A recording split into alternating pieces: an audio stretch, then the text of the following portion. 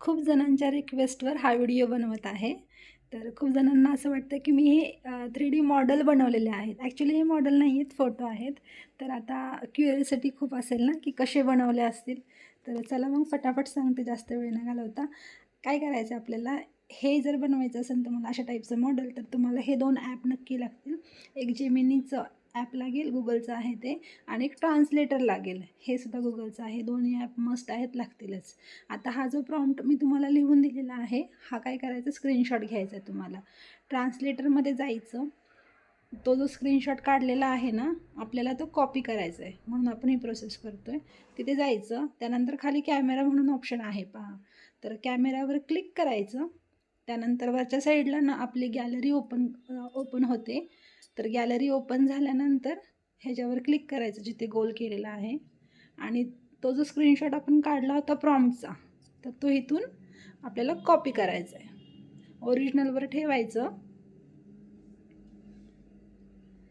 आणि मग ते आपण कॉपी करायचं. आणि कॉपी केल्यानंतर काय होतं, सिलेक्ट करायचं आधी ही अख्खी जो प्रॉम्प्ट आपला आहे तो सिलेक्ट करायचा व्यवस्थित. पूर्ण खालच्या साईडला सिलेक्ट कॉपीचा ऑप्शन जो आहे ना, तो घ्यायचा नाही आहे.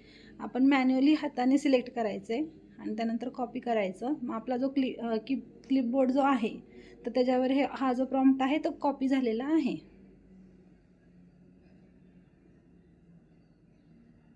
आता ते कॉपी झाल्यानंतर आपल्याला जेमिनीचं जे ॲप आहे ना, त्याच्यामध्ये जायचं आहे.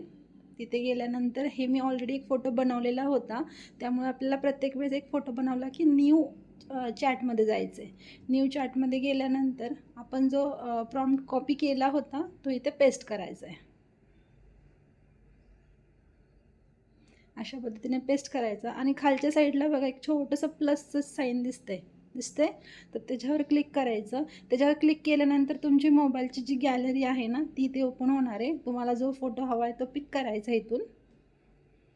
अशा पद्धतीने पिक झालेला आहे. आणि ज्यावेळेस पूर्ण होईल तेव्हा हे ब्लॅक होतं.